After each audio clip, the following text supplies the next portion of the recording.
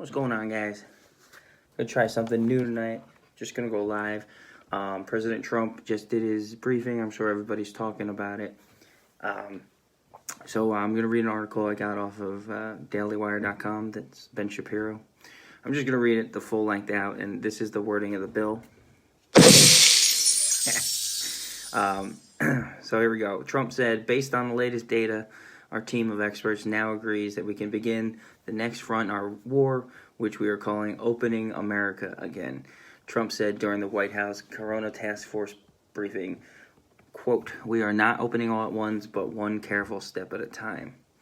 So it's going to be broken down to three categories. Symptoms: downward trajectory of influenza-like illness reported within a 14-day period, and downward trajectory of COVID-like syndromatic cases reported within a 14-day period. He mentioned a lot of states, or there's several states that can start up tomorrow. Literally tomorrow they can open up because some states have been there for 14 days. Cases: a downward trajectory of documented cases within a 14-day period, or downward trajectory of a positive test as a percentage of total tests within 14-day period. Flat or increasing volume of tests. In the hospitals, treat all patients without crisis care and robust testing program in place for at-risk healthcare workers, including emergency antibody testing. And then it breaks it down for three phases for the country. Phase 1, for states and regions that satisfy the gathering criteria. For individuals, these are the rules we're going to have to live by once we reach phase 1.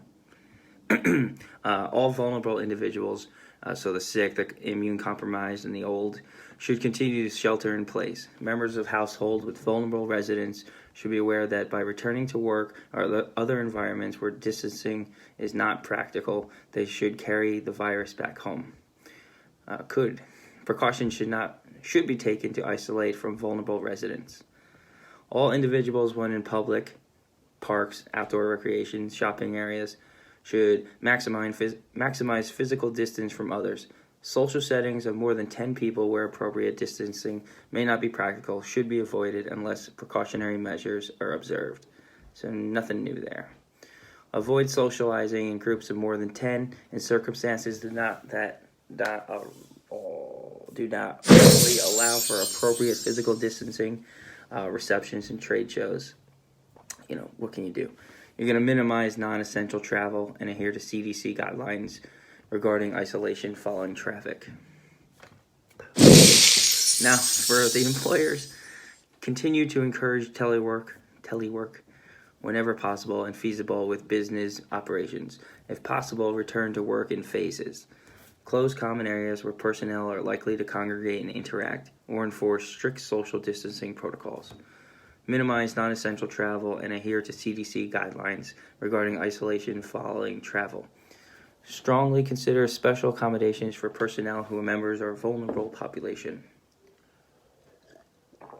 So far, I'm doing better than Chris Cuomo.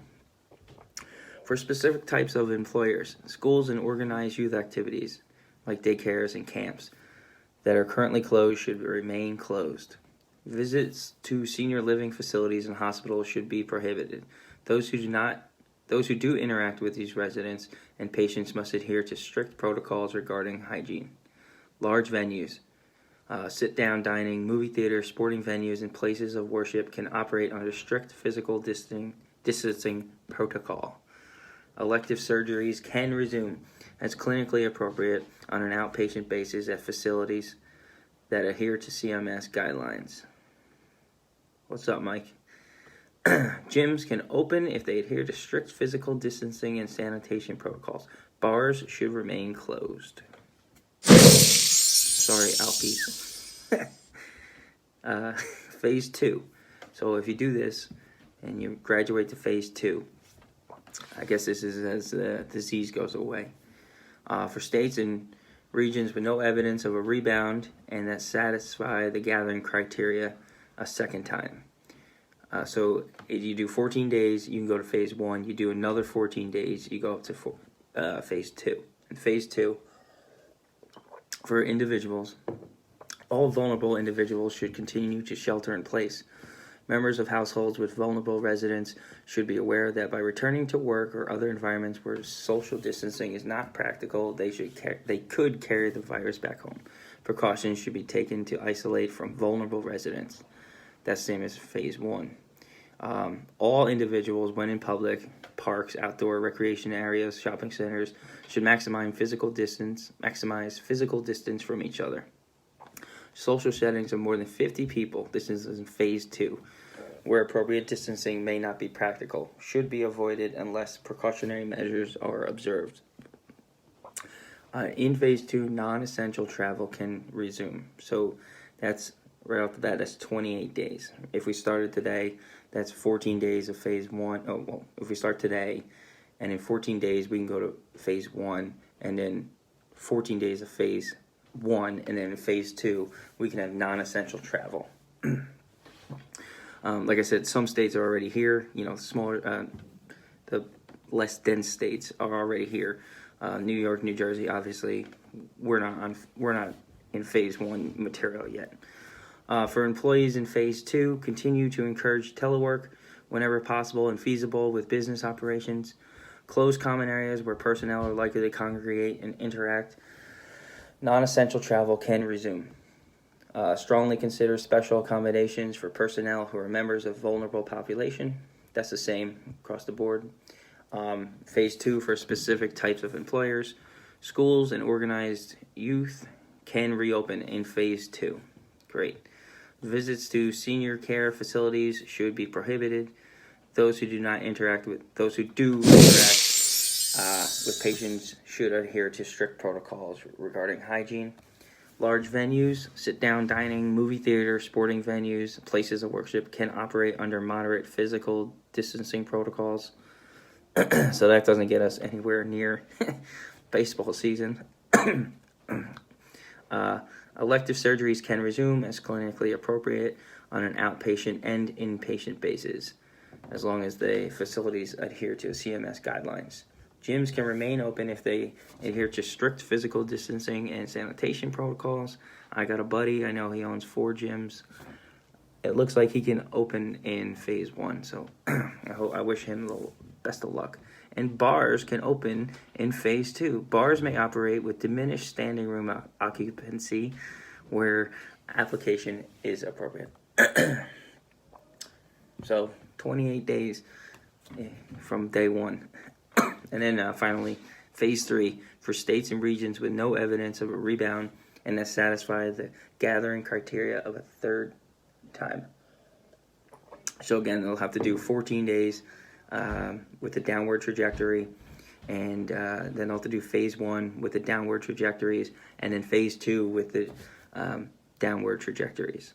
So for individuals in phase 3, vulnerable individuals should look at this. Vulnerable individuals can resume public interactions, but should be practice physical distancing, minimizing exposure to social settings. Low-risk populations should consider minimizing time spent in crowded environments. So phase 3, we wouldn't be out of it, but we still want to protect those vulnerable people. For employers, resume unrestricted staffing of work sites. That's simple enough. For specific types of employers, visits to senior care and hospitals can resume. Those who interact with residents and patients must be diligent regarding hygiene. Large venues, dining halls, movie theaters, sporting things can operate under limited physical distancing protocol. So each step, it's become easier for that to happen. But maybe we'll just have to watch our sports on TV.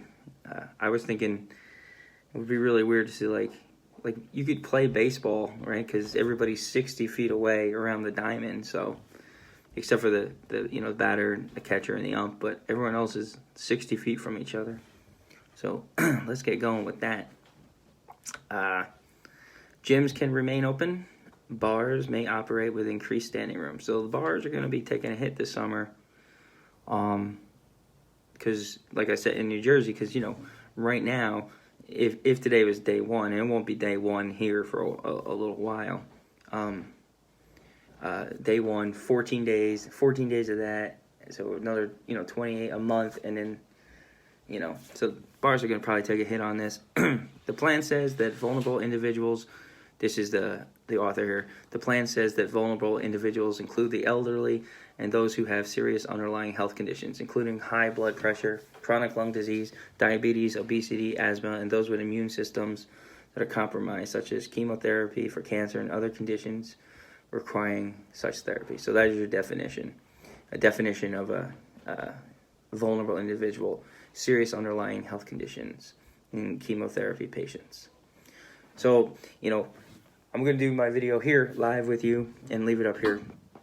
First things first, I'm selling Trump hats. I've actually sold a few over the past few weeks. We still got some, though. But beyond that, I really do feel bad for Governor Murphy at this point, because he's going to start, we're going to start seeing other states open up, and there's going to be a lot of, what about me? Come on, man, open up. And, he's in a pickle because, if we're assuming that he's not an evil man, he wants us to be open, right? He wants us, and I'm not defending him, but I really feel bad for him because he's going to get a lot of pressure, probably from all sides now, to get this thing going so we can get back to work, so we can fix our economy. A lot of people are hurting now, so this is poor timing for him in the election. And, even people who don't like Trump, they got their money already, most of us, and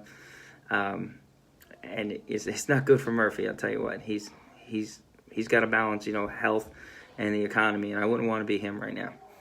All right, guys, thanks for watching. I'll talk to you later.